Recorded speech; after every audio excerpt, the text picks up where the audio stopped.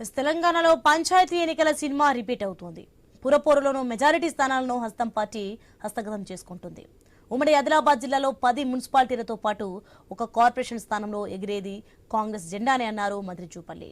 కాంగ్రెస్ పార్టీలో వర్గపోరు ఉన్నప్పటికీ ఎన్నికలు వస్తే ప్రతి ఒక్కరూ పార్టీ కోసం మాత్రమే కష్టపడతారని తెలిపారు. మంచిర్యాల కార్పొరేషన్లో సిపిఐ కలిసి వస్తే పొత్తుతో ముందుకు పోదామంటున్న మంత్రి జూపల్లితో మా ఆదిలాబాద్ ప్రతినిధి శ్రీనివాస్ ఫేస్ టు ఫేస్. తెలంగాణలో మున్సిపల్ పోర్కి ఈ రోజు నుంచి నామినేషన్ల స్వీకరణ మొదలు కావడంతో అయితే ఉమ్మడి ఆదిలాబాద్ జిల్లా ఇన్ఛార్జ్ మంత్రి జూపల్లి కృష్ణారావు అయితే మంచిర్యాల జిల్లాలో పర్యటిస్తున్నారు. మనకు అందుబాటులో జూపల్లి ఉన్నారు, ఆయన అడిగారు. సార్ చెప్పండి సార్, ఉమ్మడి ఆదిలాబాద్ జిల్లాకు సంబంధించి 10 మున్సిపాలిటీలు ఒక కార్పొరేషన్కి అయితే ఎన్నికలు జరగనున్నాయి. దీంట్లో ప్రధానంగా కాంగ్రెస్ పార్టీ ఎన్ని స్థానాలను కైవసం చేసుకోబోతుంది? మంచిర్యాల కార్పొరేషన్ స్థానానికి ఎటువంటి పోటీ ఉండే అవకాశం ఉంది? పోటీ ఉంది అని అనుకోను. సరే, ప్రజాస్వామ్యంలో పార్టీలు పోటీ చేస్తాయి కాబట్టి పోటీ చేయాలి కాబట్టి నామినేషన్ చేస్తారు. పోటీ అందరూ చేస్తారు.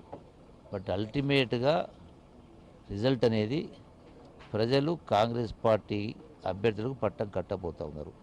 ఇంతకుముందే చెప్పిన కారణం ఏంటంటే గడచిన 2 సంవత్సరాల పరిపాలనలో ఈ ప్రభుత్వం చెప్పినటువంటి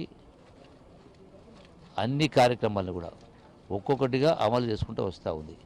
ఎంత రాష్ట్రం ఎంత ఆర్థిక ఇబ్బందులు ఉన్నా కూడా గత ప్రభుత్వ పరిపాలన పుణ్యమని రాష్ట్రం అప్పుల కుప్పగా మార్చినా ఇలా సంవత్సరానికి 75,000 కోట్ల వడ్డీ కట్టే పరిస్థితి వచ్చింది. అంటే 10 అంతలు పెరిగింది.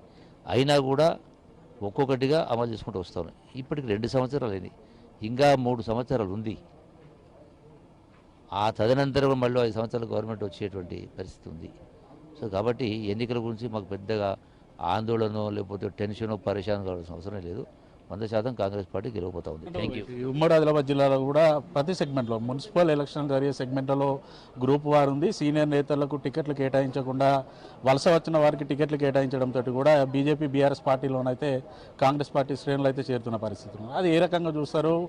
ఎటువంటి బెట్ ఉండే అవకాశాలు ఉన్నాయి మున్సిపల్ ఎన్నికలు? ఇప్పుడు క్వశ్చన్ ఇక్కడ సీనియర్ల జూనియర్ల కాదు. క్వశ్చన్ అనేది ఎవరు ప్రజలెంబడున్నారు, ప్రజలు పనిచేస్తూ ఉన్నారు, ప్రజలు ఎవరంటా ఉన్నారు అనేది ప్రధానం. సో దాన్ని బట్టే ఉంటుంది తప్ప సీనియర్ ఉండి ప్రజలు ఉంటే వస్తుంది, వాళ్ళకు కూడా అవకాశాలు వస్తాయి. సీనియర్ ఉండి ప్రజలు లేకపోతే రాదు.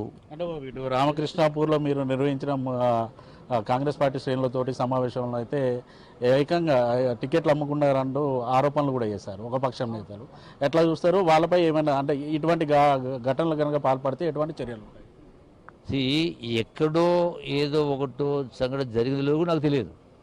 సో తెలియని సమాచారం పైన నేను మాట్లాడేది ఏముంటుంది?